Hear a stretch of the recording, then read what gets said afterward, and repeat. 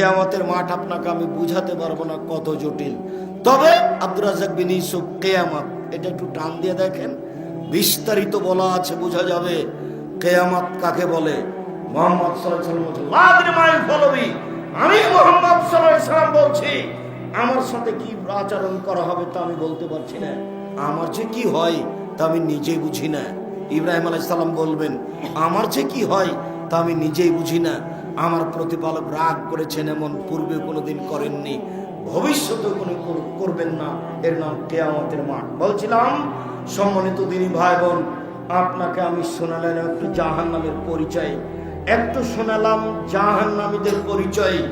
এবার একটু বলি জাহান্নামের অধিকাংশ মানুষই হচ্ছে নারী। আমার দিকে একটু খেয়াল করেন। আবু সাঈদ খুদরি রাদিয়াল্লাহু তাআলা আনহু বলেন, খারাজা রাসূলুল্লাহ সাল্লাল্লাহু আলাইহি সাল্লাম ইয়াউমা ফিতরিনা ওয়া আযহা ইলাল মুসাল্লা। আল্লাহর নবী একদা ঈদুল আযহা অথবা ঈদুল ফিতরে ঈদের মাঠে গেলেন। ঈদের মাঠে গিয়ে ঈদের সালাত আদায় করলেন। তারপর মহিলাদের দিকে গেলেন।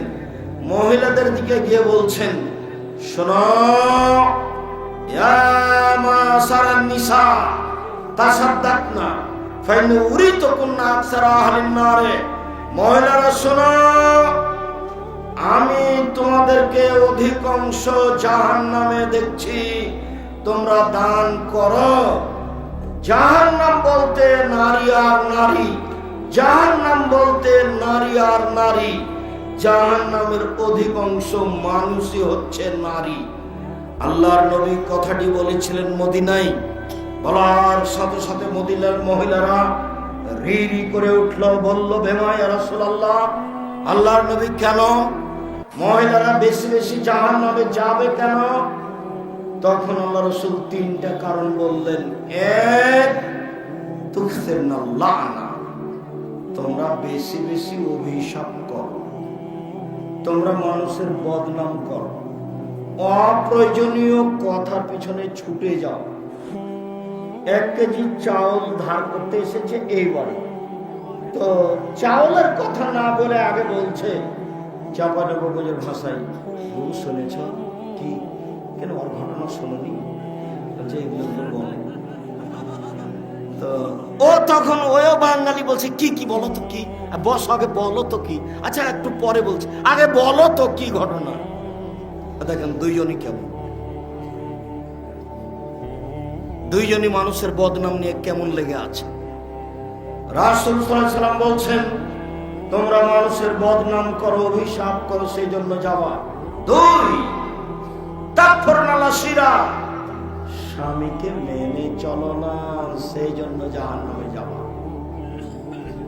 স্বামীকে মেনে চলা। উপস্থিত বৈঠকের দিনই মুসলিম বোন এদিকে খেয়াল করেন, শোনেন এদিকে।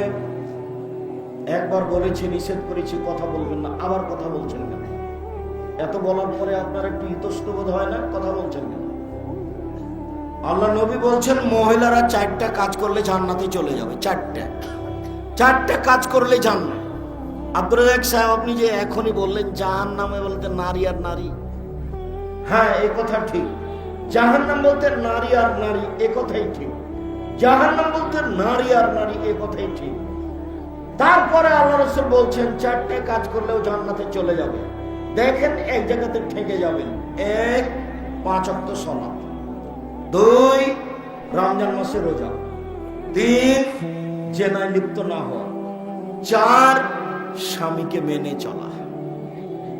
এ দেখেন আব্দুর রাজ্জাক সাহেব, আমরা গাইবান্ধা সুন্দরগঞ্জের মানুষ, গ্রামের মহিলা 5 ওয়াক্ত সালাত আদায় করি, রমজান মাসে সিয়াম পালন করি, আমরা জেনায় লিপ্ত হই না, তবে স্বামীকে মেনে চলতে পারি না। আমার স্বামীর মুখ খুব খারাপ, খুব গালি দেয়, আর মুখে শুধু গালি, আর ওই সব সময় বড় মোবাইলে ল্যাংটা মেয়ে দেখে, যার জন্য আমি ওকে সহ্যই করতে পারি না। আমি ওর সাথে মাস মাস কথা বলি না। খাওয়ার সময় হলে মেয়েকে বলি, খালেদা তোর বাপকে খাবার দিয়ে। বৌমাকে বলি, সাবিহা শোনো তোমার শ্বশুরকে খাবার দিয়ে আসো। আমি ওর পাশে যেতে ঘৃণা করি, আমি সহ্যই করতে পারি না। কোন সময় ঠেলাই করে যদি এক এক গ্লাস পানি নিয়েও যায় তো সামনে এভাবে ঠ্যাকস করে রেখে চলে যায়, আমাকে ভালোই লাগে। কেন? মুখ খারাপ। আর দিন রাত বড় মোবাইলে ল্যাংটা মেয়ে দেখে, সেই জন্য আপনাকে আমি বলছি, আজ থেকে আপনি বড় মোবাইল দেখা বন্ধ করেন, ল্যাংটা মেয়ে দেখা বন্ধ করেন। এই রং মাখানো পতিতালয়ের ল্যাংটা মেয়েকে দেখে জানটা ঠান্ডা করে, কলিজাটা ঠান্ডা করে, চোখ জুড়িয়ে জান্নাতে মেয়ে ভোগ করবেন এরকম আশা করিয়েন না। তাহাজ্জুদ পড়েও হবে না, হজ করেও হবে না। এই ছেলে, তোমাকে বলছি, তুমি এই মেয়েটার নাম্বার ভুলে যাও মারিয়ামের মতো করে। তোমাকে বলছি, এদিকে শোনো, তুমি যে যুবকের সাথে কথা বলো, তার সাথে যে জেনায় লিপ্ত হয়েছে, তোমার তো লজ্জা নাই? তুমি কি জানো ওই ছেলের আরো কত মেয়ের সাথে জেনার সম্পর্ক আছে? আর এই বোকা ছেলে, তোমারও মাথাতে গোবর আছে। তুমি যে ওর সাথে জেনায় লিপ্ত হয়েছ, ইহকালও হারিয়েছ, পরকালও হারিয়েছ। তুমি কি জানো ওই মেয়ের সাথে আরো কত মানুষের সম্পর্ক আছে? তুমি মনে রেখো, তোমার সাথে যে ভেসে গেছে ও 7,000 যুবকের সাথে ভেসে আছে। ও হলো বদ মেয়ে, ও হলো শয়তান, ও হলো জেনাবাজ। এই মেয়ের সাথে তোমার সম্পর্ক, বোকা ছেলে। তুমি মনে করে নেই যে তোমার সাথে আছো, ও জাতির সাথে ভেসে আছে। ও নদীর পানা, ও শয়তান, শয়তানের চেয়ে খারাপ। তোমাকে ধোকা দিয়েছে, তোমাকে ফাঁকি দিয়েছে, তুমি বিপাকে পড়েছো। তুমি মেয়ে মানুষ চিনতে পারোনি। মারিয়ামের কথাটা পরে বলছে, আগে জুলাইখার কথাটা বলি। এদিকে দেখো, এই ছেলে, তোমাকে বলছে, এদিকে খেয়াল করো। তোমাকে বলছি, জীবনে কোনোদিন আজকের পরে আর কোনোদিন কোনো মেয়ের সাথে কথা বলবো না, মারিয়ামের মতো করে বলবো না। ওইটা পরে বলছি, আগে তোমাকে জুলাইখাকে দেখায়। 1 মিনিট দেখো এদিকে। জুলাইখা সব দরজা বন্ধ করে দিল, সব দরজা বন্ধ করে দিয়ে বলছে ঈশ্বরকে, হাই তালা, ঈশ্বর তুমি আমার সাথে জেনায় লিপ্ত হও, ঈশ্বর তুমি আমার সাথে জেনায় লিপ্ত হও। তখন ঈশ্বর বলছেন, মাআযাল্লাহ, আমি আল্লাহর কাছে আশ্রয় চাই। ছি ছি ছি ছি ছি ছি, নাউযুবিল্লাহি মিন যালিক। বলো কি তুমি? আমি আল্লাহর কাছে আশ্রয় চাই। আল্লাহ তুমি আমাকে রক্ষা করো, আল্লাহ তুমি আমাকে বাঁচাও। এই কথা বলে ইউসুফ আলাইহিস সালাম দিলেন দৌড়। তিনি দরজা খুলে বের হয়েছেন তা প্রমাণ হয় না, দরজা এমনি খুলে গেছে এটাই বোঝা যায়। তিনি বের হয়েছেন আগে আগে, পিছনে বের হয়েছে জুলাইখা, সামনে ছিল জুলাইখার স্বামী। এক জায়গায় 3 জন, জুলাইখার স্বামী, ইউসুফ আলাইহিস সালাম, এক জায়গায় 3 জন। পরিস্থিতি খুব বেকার। চট করে জুলাইখা বাক্য উল্টে দিয়ে বলছে, এই যে দেখেন, এই ছেলেকে আপনি বাড়িতে রেখেছেন, এ কত খারাপ, এ আপনার স্ত্রীর সাথে জেনা করতে চায়। আপনি কি বলছেন? একে শাস্তি দিতে হবে। আরে আপনি কি শাস্তি দিবেন? আমি জুলাইখা ঘোষণা দিলাম, ইউসুফকে যথাযথ পিটন দিতে হবে, নইলে জেলখানায় বন্দি করতে হবে। ইউসুফকে যথাযথ পিটন দিতে হবে, নইলে জেলখানায় বন্দি করতে হবে। 12 বছর জেল হয়ে গেল। 12 বছর পরে সরকারের পক্ষ থেকে লোক এসে ইউসুফকে ডাকলো, আপনাকে সরকার ডেকে পাঠিয়েছেন। তখন ইউসুফ গম্ভীর ভাবে বললেন, ডেকে পাঠিয়েছে মানে? যাও বলে দাও সরকারকে ইউসুফ জেল থেকে বের হবে না। জুলাইখাকে জাতির সামনে ঘোষণা দিতে হবে, আমি জুলাইখা অন্যায় করেছি, ইউসুফ করেনি। যতদিন পর্যন্ত জুলাইখা জাতির সামনে ঘোষণা না দিবে, ততদিন পর্যন্ত ইউসুফ জেলখানায় থাকবে, বের হবে না। এবার জুলাইখা জাতির সামনে ঘোষণা দিল, পৃথিবীর মানুষ, দেশের মানুষ শুনে রেখো, কিয়ামত পর্যন্ত সারা পৃথিবীর মানুষ শুনে রেখো। আয়েশা রাদিয়াল্লাহু আনহা বলছেন, আমি আমার স্বামীর কবরকে দেখতে যাই, মাঝে মধ্যে যাই, তা আমি মাথায় কাপড় দিলে আমি এমনিতে চলে যাই। কেন? এটা আমার স্বামীর কবর। কয়দিন পরে আমার বাপের কবর হলো, সেখানে আমি মাথায় কাপড় দিলে এমনিতে চলে যাই। কেন? এটা আমার স্বামীর কবর, এটা আমার বাপের কবর, এমনিতে যাই। কয়দিন পরে সেখানে কবর হলো উমারের, তখন আমি কবরকে লজ্জা করি, না না না না না, এখানে খালি গায়ে যাওয়া হবে না, মাথায় কাপড় না দিয়ে যাওয়া হবে না, এখানে একটা বেগানা মানুষের কবর আছে। আয়েশা রাদিয়াল্লাহু তাআলা আনহা একজন বেগানা মানুষের উমারের কবরকে লজ্জা করেন, মাথায় কাপড় দিয়ে যান, আর তুমি এখানে ছোট ব্লাউজ পরে বসে আছো। তুমি শয়তান না তো অন্য কে?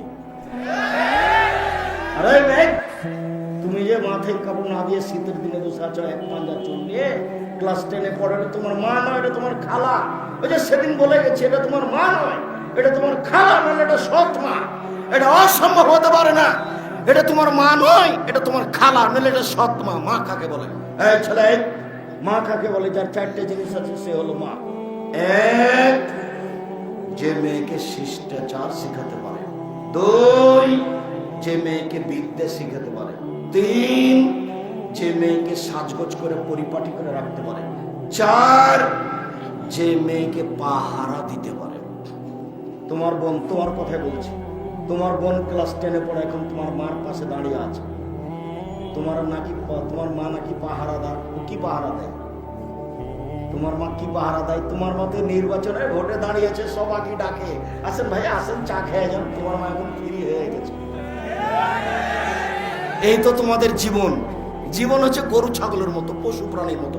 বুঝে না ওরা, অন্তর আছে বুঝে না, দেখেও দেখে না ওরা, চক্ষু আছে দেখে না, শোনেও শোনে না ওরা, কান আছে শোনে না। উলাইকা কালানাম, তারা পশু প্রাণীর মতো, তারা গরু ছাগলের মতো, তারা কুকুর শ্রীর মতো, ভালো মজার, বরং তার চেয়ে খারাপ। বিশেষ করে রংপুর অন্তর্গত গাইবান্ধা জেলার লোক 2 জায়গাতে ভুল করে আছে। এই ছেলে, 1 মিনিট থামো। তোমার বাপকে আমি যদি কুকুর শ্রীলের চেয়ে খারাপ প্রমাণ করতে না পারি, বক্তব্য দেব না। 1 মিনিট শোনো। তোমার দাদা মারা গেছে 10 বছর হলো, 15 শতক জমি রেখে। তোমার বাপ নিবে 10 শতক, আর তোমার ফুফু নিবে 5 শতক। বলো তো, তোমার বাপ সকালে নিবে, আবার তোমার ফুফু বিকেলে নিবে, না একসাথে? একসাথে। তো 10 বছর হলো তোমার দাদা মারা, এখনো তোমার বাপ তোমার ফুফুকে জমি দেয়। তোমার বাপ কুকুর সিরিয়ালের চেয়ে খারাপ। দেখি কোন মায়ের বেটা ফতকে উল্টে ধরতে পারে। এই যে বললাম। আর তুমি যৌতুক নিয়েছো, ভিক্ষা করে টাকা দিয়ে চাউল কিনে ভাত খেয়ে ইবাদত কবুল হবে। ভিক্ষা করে টাকা দিয়ে চাউল কিনে ভাত খেয়ে ইবাদত কবুল হবে। ভিক্ষা করে টাকা দিয়ে চাউল কিনে ভাত খেয়ে ইবাদত কবুল হবে। যৌতুকের টাকা দিয়ে চাউল কিনে ভাত খেয়ে ইবাদত কবুল হবে না। যৌতুকের টাকা দিয়ে চাউল কিনে ভাত খেয়ে ইবাদত কবুল হবে না। যে ফতোয়া দিলাম, এইভাবে উল্টে ধরার কিয়ামত পর্যন্ত কোনো মায়ের বেটার ক্ষমতা নেই। সময় দিলাম কিয়ামত পর্যন্ত। শোনো, বাপ বেটা ভিক্ষা করে খাবো। ট্রেন স্টেশন কত দূরে এখান থেকে? 10 কিলো। 10 কিলো চলে যাবো, বাপ বেটা ভিক্ষে চাইবে। গ্রামে যদি কেউ না দেয়, ভিক্ষে চাইবে কেন? ট্রেন স্টেশনে গিয়ে মানুষের ব্যাগ বক্তা ধরে গাড়িতে তুলে দেবো, মানুষের টাকা দিয়ে। আর যা কিছু টাকা পয়সা ফার্নিচার নিয়েছো, সন্ধ্যা হতে হতে ফেরত দিবা। কাপুরুষের পরিচয়ে জীবিকা নির্বাহ করো না। যৌতুক তোমার জন্য হারাম, তোমার বাপের জন্য হারাম। দেখো দেখো তোমার বাপের দিকে দেখো, তোমার বাপের মুখখান কালো হয়ে গেছে। দেখো তো বাপেটা, দেখো তো। ভিক্ষে করে খাও, বাপ বেটা ভিক্ষে করে খাও, বাপ বেটা ভিক্ষে করে খাও। আরে ভিক্ষে করে খাবো কেন? কাজ করে খেতে পারি। আমিও তাই বলছি, কাজ করে খাও। আমি তো বলেছি চকলেটের ব্যবস্থা করো, অর্জ নেওয়া লাগবে না, ঋণ নেওয়া লাগবে না। কলার ব্যবস্থা করো, ঋণ নেওয়া লাগবে না। কাপড়ের ব্যবস্থা করো, লোন নেওয়া লাগবে না। আমি তো ব্যবসা করে খেতে বলছি। আমি শেষে বলেছি কাজ করে খেতে হবে। সারাদিন কাজ করলে 500 টাকা পাওয়া যাবে। মাস শেষে শ্বশুরকে একটা লুঙ্গি দেবো, বছর শেষে আব্বা এই যে আপনার জন্য একটা ভালো লুঙ্গি কিনেছিলেন, গাইবান্ধার গুলো কিনবা না, এই ছোট সাইজের লুঙ্গি জোলাদের এগুলো নিবা, ভালো দেখে নিবা, কুষ্টের গুলো আমানত সার লুঙ্গি নিবা, শ্বশুরকে একটা ভালো লুঙ্গি দিবা। আগামীকাল সন্ধ্যা হতে হতে সবকিছু ফেরত দিতে হবে। ফেরত না নিলে জ্বালিয়ে দিতে হবে। তো এখানে রাখা যাবে না, কেন? এটা না যায়, এটা হারাম। আর জীবনে কোনোদিন যেটা বলছিলাম, সম্মানিত দিনী ভাই বোন, আপনাকে আমি দেখাচ্ছিলাম উপস্থিত বৈঠকের দিনী মুসলিম বোন। আপনাকে 1 মিনিট আয়েশা দেখালাম, আর একটু আয়েশার জন্য এদিকে দেখেন, এদিকে। আয়েশা রাদিয়াল্লাহু তাআলা আনহা বলেন, আল্লাহর নবী আমার পাশে শুয়ে গেলেন জুতা স্যান্ডেল রেখে। তিনি মনে করলেন আমি ঘুমিয়ে গেছি। তিনি ধীরে ধীরে উঠলেন, আমি ঘুমাইনি। ভান করে ঘুমিয়ে আছি। আমি জুতা স্যান্ডেল, উনি নিলেন, দরজা খুলে ধীরে বাইরে চলে গেলেন। আমিও কাপড় চোপড় নিলাম, মাথায় দিয়ে নিলাম। রাত তখন গভীর 2টা-3টা হতে পারে। দেখলাম ওই যে কবরস্থানে চলে গেলেন, 50 হাত দূরে হবে। ওখানে গিয়ে তিনি হাত তুলে দোয়া করছেন।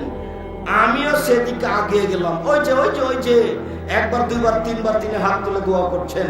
উপস্থিত বৈঠকের মুসলিম বোন, আপনাকে শোনাই, এই যে 50 হাত মাটি তিনি ঘর থেকে বের হয়ে গেছেন। কোন মানুষ রাত 2টা-3টায় মাথায় কাপড় দিয়ে যাচ্ছেন। ইনি হলেন আয়েশা। আমি আপনাকে শয়তান বলিনি, আপনাকে আমি আয়েশার মতো মনে করছি।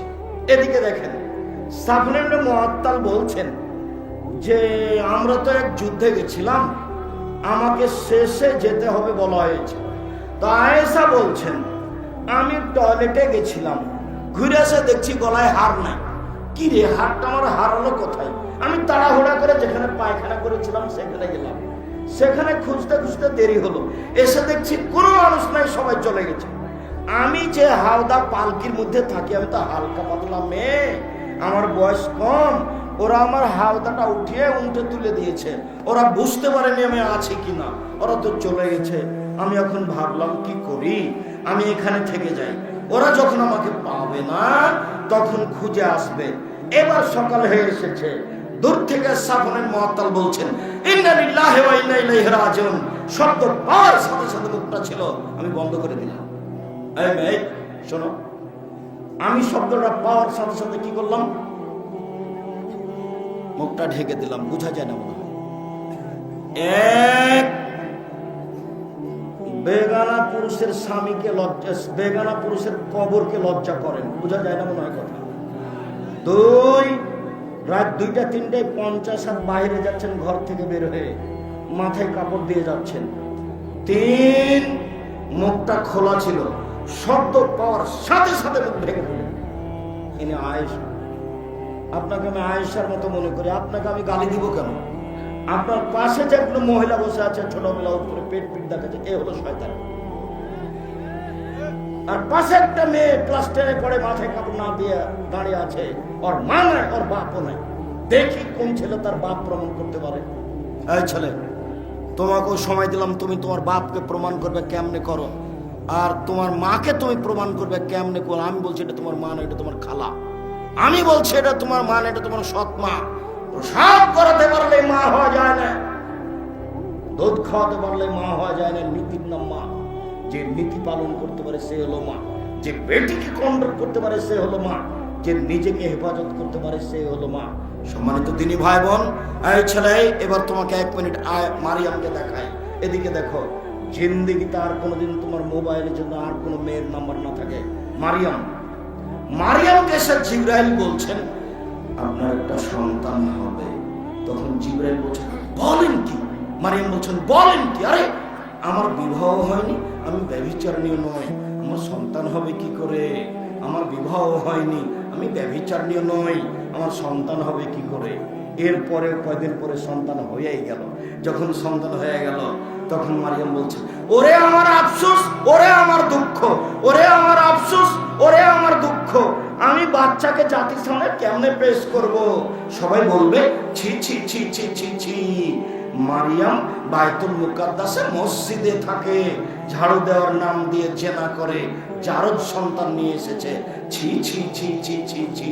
কিন্তু নাসিয়া মানসিয়া, আমি এমন ভাবে হারিয়ে যেতাম পৃথিবীতে, কেউ না জানতো মারিয়াম কেটা।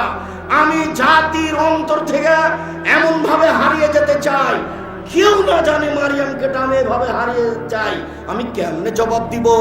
আমাকে যদি কেউ বলে সন্তান কোথায় পেয়েছো, ছি ছি ছি ছি ছি, আমি কেমনে জবাব দিব? সবাই বলবে মারিয়াম বাইতুল মুকাদ্দাসে মসজিদে থাকে, মসজিদের দিকে জেনা করে ঝাড়ু দেওয়ার নামে। ছি, কত খারাপ মেয়ে, আমি কেমনে জবাব দিব? ওরে আমার দুঃখ, ওরে আমার আফসোস। কিন্তু নাসিয়া মানসিয়া, আমি একবারে মানুষের অন্তর থেকে হারিয়ে যেতাম, কেউ না জানতো মারিয়াম কেটা। এই বোকা ছেলে, তুমি মেয়েটার নাম্বারটা এইভাবে হারিয়ে যাও, হারিয়ে দাও, জীবনে তার নাম্বারটা আর মনে করবা। একবারে কান ধরে আস্তাগফিরুল্লাহ ওয়া আতুবু ইলাইহি বলবা। তারপরে শোনো, যদি আজ থেকে মেয়েটার সাথে জেনার সম্পর্ক বন্ধ করতে পারো, পৃথিবীর যে কোনো বিপদ থেকে বেঁচে যাওয়া, যে কোনো বিপদ থেকে। এ দেখো এ দেখো এ দেখো প্রমাণ, বুখারী মুসলিমের হাদিস। এই যে তিনজন আটকা পড়েছিল, যে তিনজন দেখো দেখো হেঁটে যাচ্ছিল, বৃষ্টি আসলো, পাহাড়ের গর্তে ঢুকলো, একটা বড় পাথর মুখের উপর এসে পড়লো। একজন বলল বাপ মাকে ভালোবাসি, পাথরটা সরিয়ে দাও। আল্লাহ বললেন কিছু দিলাম। একজন বলল একটা লোককে কাজের জন্য নিয়েছিলাম, অর্ধেক দিন কাজ করে চলে গেল, টাকা দিতে চাইলাম, নিল না। টাকাটা আমি গরু ছাগল কিনে বাড়াতে থাকলাম, অনেক হয়ে গেল। একদিন এসে বলছেন আমাকে অর্ধেক দিনের টাকা দেন। আমি বললাম গরু ছাগল নিয়ে যাও। বলছে মজাক করবেন না, অর্ধেক দিনের টাকা দেন। আমি বললাম মজাক করিনি, যাও সব নিয়ে যাও, তোমাকে সন্তুষ্ট করার জন্য করেছি, পাথরটা সরিয়ে দাও, কিছু দিলাম। একজন বলছে আল্লাহ নবী, আমার একটা চাচাতো বোন ছিল, খুবই সুন্দরী, তার সাথে জেনা করতে চেয়েছিলাম। ও বলেছিল যদি 100টা স্বর্ণ মুদ্রা দিতে পারো তাহলে আমি তোমার সাথে জেনায় লিপ্ত হব। হাড় ভাঙা পরিশ্রম করে 100টা স্বর্ণ মুদ্রা নিয়ে আসলাম, হাতে দিয়েছি, জেনা করতে বসলাম। তখন আমাকে বলছে আব্দুল্লাহ, এ আল্লাহর বান্দা, ইত্তাকিল্লাহ, আল্লাহকে ভয় কর রে, আমাকে অসতী প্রমাণ করিস না। ফাকুম তা আনহা, আমি তখন উঠে গেছি, আমি জেনা করিনি, তুমি পাথরটা সরিয়ে দাও। আল্লাহ বলছেন দিলাম। তুমি আজকে জেনা বন্ধ করো, মোবাইলে কথা বন্ধ করো, তুমি বিশ্বাস করো, হাদিস বুখারী মুসলিম, পৃথিবীর যে কোনো বিপদ থেকে বেঁচে যাবা। আরো তোমাকে একটা কথা বলি, বিচারের মাঠে আজ থেকে তুমি বন্ধ করো, বিচারের মাঠে বিশেষ ছায়াতলে থাকবা। বিশেষ ছায়াতলে 7 শ্রেণীর মানুষ থাকবে, তার 1 শ্রেণীর মানুষ, কোনো মহিলা যদি জেনার কথা বলে তখনও বলে আমি আল্লাহকে ভয় করি, আমি এতে রাজি নই। তুমি আজকে বন্ধ করো, আর কোনোদিন কথা বলে ফেললে বলিও আমি আল্লাহকে ভয় করি, আমি এতে রাজি নই, তুমি বিশেষ ছায়াতলে থাকবা। 3 অনাহা নাফসা আনিল হাওয়া ফাইনাল জান্নাতা হিয়াল মাওয়া। তুমি যদি এই জেনা বন্ধ করতে পারো তাহলে আল্লাহ তোমাকে বিচারের মাঠে জান্নাতুল মাওয়া দিবেন। কোরআন মাজিদের আয়াত। সম্মানিত দিনী ভাই বোন, আমি আলোচনা সংক্ষিপ্ত করে এদিকে যাই। আরেকটু জাহান্নামকে বিচারের মাঠে টেনে নিয়ে যাওয়া হবে রশি দিয়ে। 70,000 ফেরেশতা থাকবেন। জাহান্নামের খড়ি হবে মানুষ ও পাথর। আব্দুর রাজ্জাক সাহেব, মানুষ না হয় পাপ করেছে, পাথর কেন জাহান্নামে যাবে? যেগুলো ছবি মূর্তি দেখতে পাচ্ছেন দেশে। 1 মিনিট, এই ছেলে থামো, 1 মিনিট দেখো তো এদিকে। আল্লাহর নবী একদিন সকালে এইভাবে চিন্তায় বসে আছে, খুব চিন্তিত হয়ে। তো তার একজন বুদ্ধিমতী স্ত্রী উম্মে সালমা, আপনি চিন্তিত কেন? উম্মে সালমা, জিবরাইল আমার সাথে ওয়াদা করেছিলেন রাতে আসবেন, আসেননি। কেন যে আসলেন না সেজন্য আমি চিন্তা করছি, ব্যাপারটা কি, আসলেন না কেন? এই কথা বলে তিনি উঠলেন, উঠে চৌকির নিচে দেখছেন যে একটা কুকুরের বাচ্চা। তখন কুকুরের বাচ্চাটাকে ধরে তিনি বের করে দিলেন, দিয়ে একটু পানি ছিটিয়ে দিলেন। ছিটাতে না ছিটাতে জিবরাইল চলে এসেছে। তখন আল্লাহ রাসূল বলছেন, কি ব্যাপার জিবরাইল, আপনি যে ওয়াদা করেছিলেন গত রাতে আসবেন, আসেননি যে? জিবরাইল বলছেন, এসেছিলাম তো, আপনার ঘরে চৌকির নিচে কুকুরের বাচ্চা ছিল, সেই জন্য ঘুরে গেছি। যে ঘরে ছবি মূর্তি থাকে আর কুকুর থাকে সে ঘরে আমরা যাই না। যে ঘরে কুকুরের বাচ্চা থাকে আর ছবি মূর্তি থাকে সে ঘরে আমরা যাই না। তোমার মার চরিত্রের কথা বলি, তোমার মা কয়খান প্লেট কিনেছে, তাতে আছে চিংড়ি মাছ। তোমার মা একটা আয়না কিনেছে, সেটা হলো রুই মাছ। বুঝাতে পারিনি কথা? তোমার মা সাত করে শোকে যে কাঁকড়া রেখেছে, যদি আজকে কাঁকড়া থেকে যাওয়ার ঘুমাও, যদি ওই চিংড়ি মাছ থেকে যায় প্লেট আর তুমি ঘুমাও, যদি ওই রুই মাছের আয়না যদি থেকে যায় তুমি ঘুমাও, তুমি মুনাফিক। তুমি আমার বক্তব্যের সাথে মুনাফিকি করেছ। তোমার মা মুনাফিক, তোমার মা বক্তব্যের সাথে মুনাফিকি করেছে। আগে রাতে ভাঙতে হবে প্লেট, তারপরে ঘুমাবা। এদেশে যারা শিয়া হিসাবে আছে, কাদিয়ানি হিসাবে আছে, বা এইরকম কাছাকাছি যারা আছে, তাদেরও নেকির পাল্লা পাপের পাল্লা হবে না। মানে তার বিশ্বাস, কথা, কর্মের কারণে লা ইলাহা ইল্লাল্লাহ ওয়া আন্না মুহাম্মদ রাসূলুল্লাহ এটা কেটে গেছে। কেউ যদি মহাস্থানে গিয়ে সন্তান চায় আর যদি বলে লা ইলাহা ইল্লাল্লাহ মুহাম্মদ রাসূলুল্লাহ, তাহলে লাভ হবে না। মহাস্থানে গিয়ে সন্তান চাওয়ার কারণে ওটা কেটে গেছে। ওকে বলা হয় শিরক আবার বলা হয় বড় গুনাহ, কাবিরা গুনাহ। কাবিরা গুনার সিরিয়ালে 1 নম্বর। বহুদিন আমি এই মাঠে পাপের সিরিয়াল দিয়েছি যে পাপের জগতে সবচেয়ে বড় পাপ কোনটা। তখন আল্লাহর নবী বলেছেন আল ইশরাকু বিল্লাহ, আল্লাহর সাথে শিরক করা। এটা হলো পাপের সিরিয়ালে সবচেয়ে বড়। আর 2 নম্বরে আছে উকুকুল ওয়ালিদাইন, বাপ মাকে না মানা। বাপ মাকে না মানাই দ্বিতীয় মহাপাপ। জেনাও পাপ, জেনাও মহাপাপ, কিন্তু সিরিয়ালে 2 নম্বর নয়। চুরিও মহাপাপ, সুদ ঘুষও মহাপাপ, কিন্তু সিরিয়ালে 2 নম্বর নয়। সিরিয়ালে 2 নম্বর পাপ হলো বাপ মার অবাধ্য চলা। বউয়ের নামে অ্যাকাউন্ট খুলতে হবে না, ভুল হিসাব। বউ পরকিয়া করে টাকাটি নিয়ে পালিয়ে যাবে। হয় নিজের নামে খুলতে হবে দেশ বিদেশে থাকলে, আর নাহলে বাপের নামেই খুলতে হবে, মায়ের নামে খুলতে হবে। অন্তত পালিয়ে যাবে না কোথাও।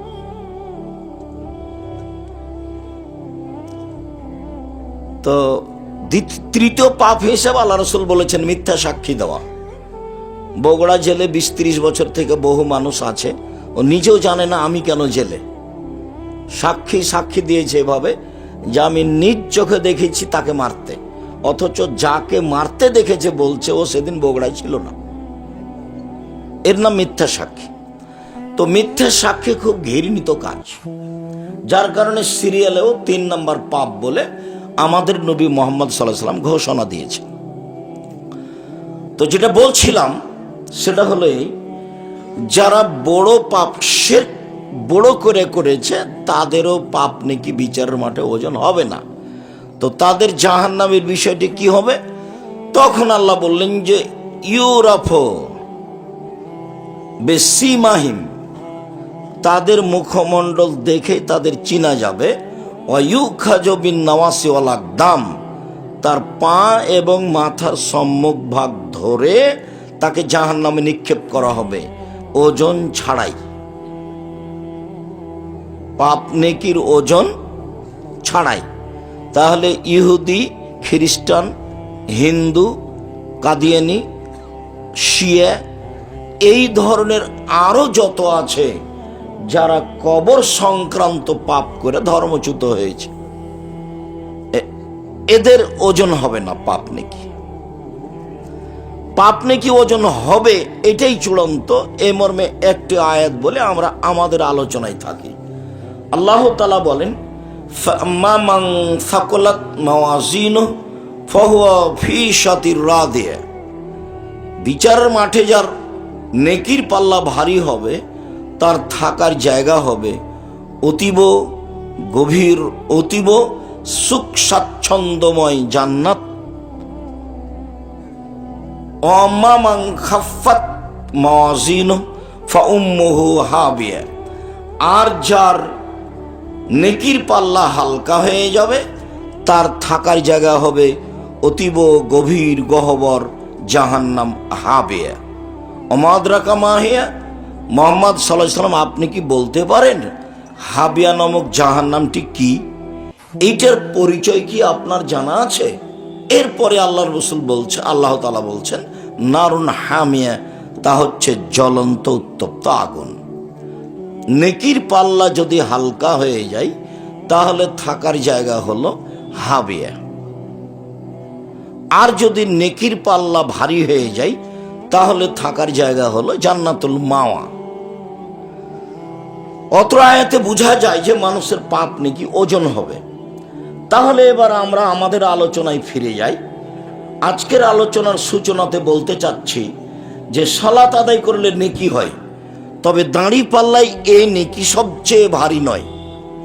যদিও সালাত এমন একটা ইবাদত যে সালাত যদি না আদায় করে মানুষ তাহলে অন্য ইবাদত কাটা যাবে, বাদ পড়ে যাবে। আউয়ালু মা ইসআলু বিহি আল আবদু ইয়াউমাল কিয়ামাহ সালাহ। আল্লাহ নবী বলছেন যে বিচারের মাঠে মানুষকে প্রথম যেটা জিজ্ঞাসা করা হবে সেটা হলো সালাত, নামাজ। ফাইন সালাহাত সালাহু সাইর আমালিহি, যদি তার সালাত টিকে যায়, সালাত আছে বলে প্রমাণ হয়ে যায়, তাহলে কবেলা সায়রা আমালিহি, তার সব আমল কবুল করা হবে। বাস, ভালো। অইন রুদ্দাত আলাইহি সালাতুহু, আর যদি সলাত তার উপরে প্রত্যাখ্যান করা হয়, সলাত নেই এইটা যদি ঘোষণা হয়, তাহলে রুদ্দ আলাইহি সায়রা আমালিহি, তার কোনো আমল নেই, সব বাতিল। সলাত এমন একটা ইবাদত যার উপরে নির্ভর করে অন্যান্য ইবাদত। সলাত এমন একটা ইবাদত যার উপরে নির্ভর করে অন্যান্য ইবাদত। এর পরেও সলাতের যে নেকি আছে, এইটা নেকির পাল্লায় সবচেয়ে ভারী নেকি নয়। নেকির পাল্লায় সবচেয়ে যেটা ভারী নেকি, সেটা হলো ভালো আচরণের নেকি। ইবাদতের জগতে সবচেয়ে দামি ইবাদত হলো সিয়াম, যার বিনিময় নেকি নয়, বরং তার বিনিময় হলো জান্নাত। এরপরেও সিয়াম আদায় করে যে ফলটা পাওয়া যাবে, এই ফল দাঁড়িপাল্লায় যত ভারী, সদাচরণের নেকি তার চেয়ে হাজারো লক্ষ গুণ বেশি ভারী। তাসবিহ তাহলিল জিকির আজকার করলে নেকি হয়। আল্লাহর নবী বলছেন, মানুষ যদি মুখে বলে সুবহানাল্লাহ, তারপরে বলে আলহামদুলিল্লাহ, তাহলে আসমান জমিনের ফাঁকাটা নেকি দিয়ে পূর্ণ হয়। তো সুবহানাল্লাহ আলহামদুলিল্লাহ নেকির একটা ওজন আছে, মানে ওজন হবে, দাঁড়ি পাল্লায় উঠবে।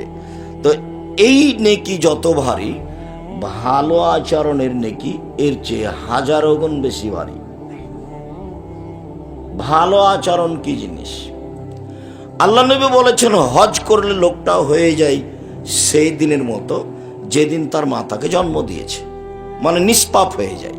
তার মানে হজের নেকি অনেক। তো হজের নেকি দাঁড়ি পাল্লায় যত ভারী, সদাচরণের নেকি দাঁড়ি পাল্লায় তার চেয়ে অনেক অনেক অনেক বেশি ভারী। ভারীর প্রমাণে একটা হাদিস পেশ করে আমরা আয়াতে যাব, তাহলে আমাদের উপস্থিত বোঝাটা সহজ হবে। আবু দারদা রাদিয়াল্লাহু তাআলা আনহু একজন বিশিষ্ট সাহাবী বলছেন যে আল্লাহর নবী বলেছেন, ইন্না আসকালা শাইইন ইদাউ ফি মিজানিল মুমিন ইয়াউমাল কিয়ামা খলকুন হাসান।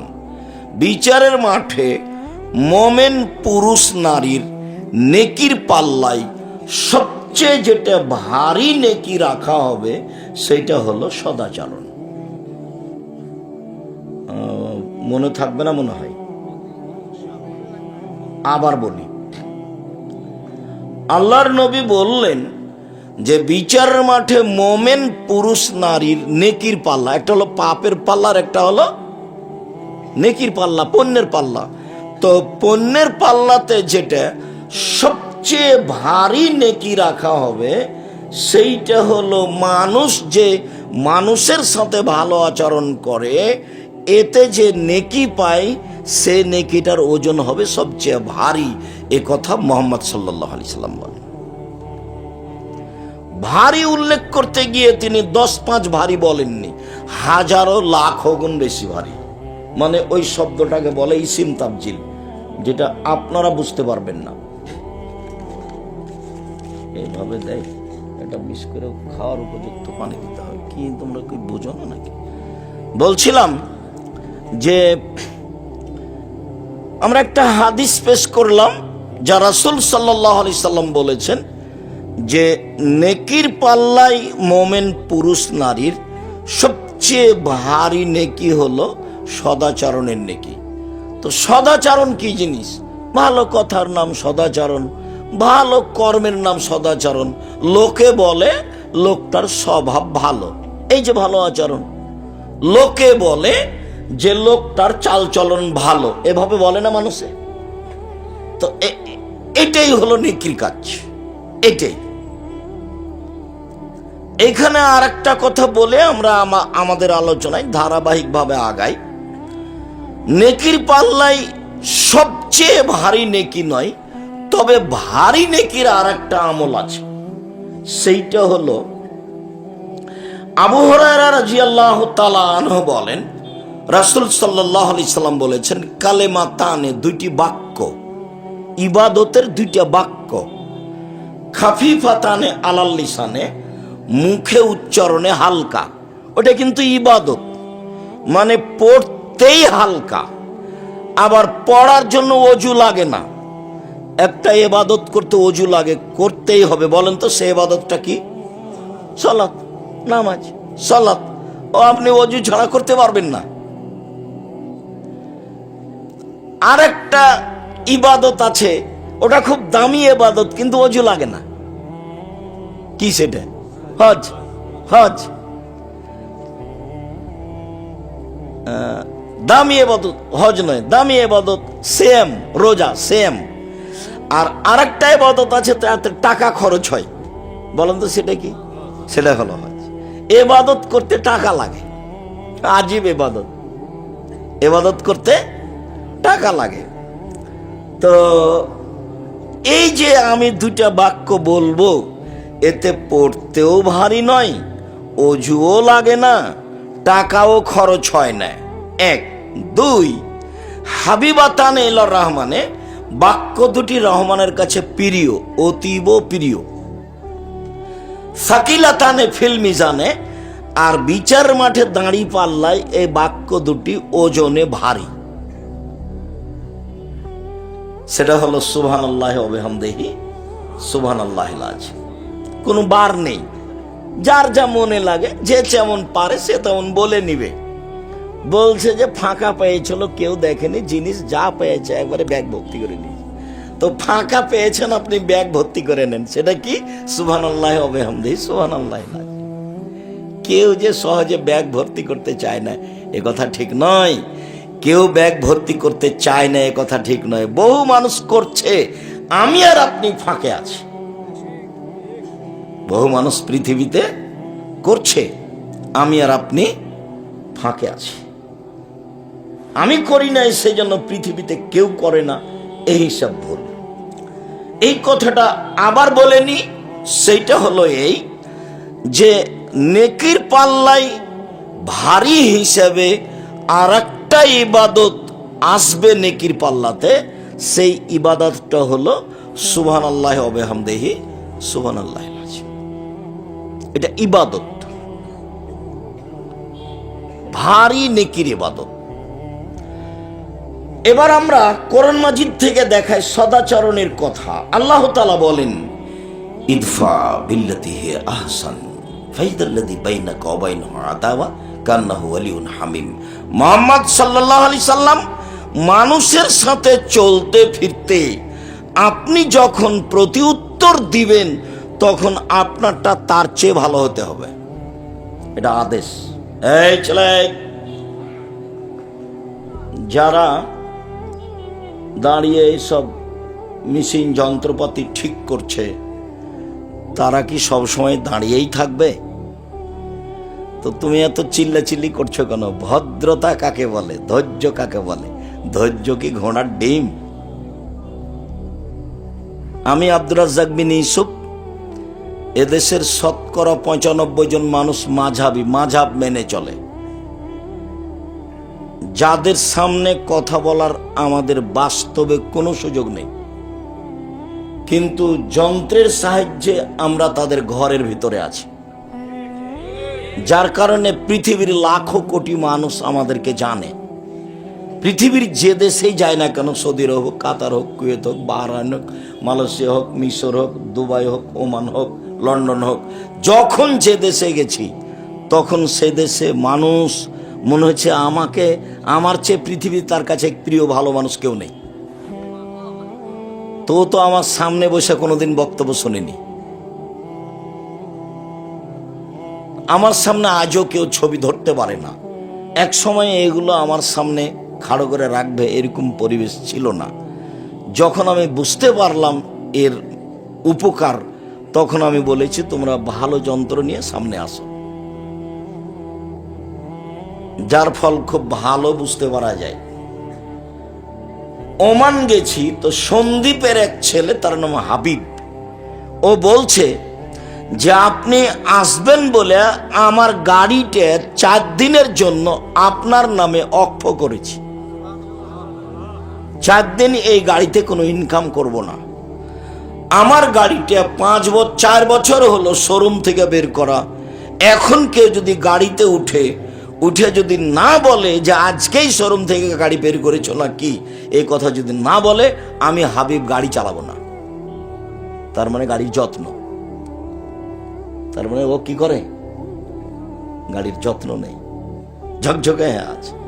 তা আমি আমাদের ড্রাইভারগুলোকে বলি, গাড়িতে উঠলেই বলি, ভ্যানে উঠলেও বলি, অটোতে উঠলেই বলি, জামিয়া সালাফে অনেক ভ্যান, অটো, গাড়ি, 4-5 জন ড্রাইভার। ভাইয়ের কথাতে একটা মনে পড়ছিল কথা, জামিয়া সালাফে এবছরের সম্মেলনে খরচ হয়েছে 17 লাখ টাকা, 17 লক্ষ। ওই টাকা দিয়ে একটা বিল্ডিং, একটা প্রতিষ্ঠানের বিল্ডিং হয়ে যাবে। এদেশের সবচেয়ে বড় প্রতিষ্ঠান জামিয়া সালাফিয়া, সবচেয়ে বেশি সংখ্যায় প্রতিষ্ঠান জামিয়া সালাফিয়া। শিক্ষা মানে, শিক্ষক সংখ্যায়, শিক্ষক গুণে, প্রতিষ্ঠানের আয়াতনে জামিয়া সালাফিয়া সবচেয়ে বড় প্রতিষ্ঠান। জামিয়া সালাফিয়া রূপগঞ্জ, নারায়ণগঞ্জ, ঢাকা প্রায় 100 বিঘা জমির উপরে।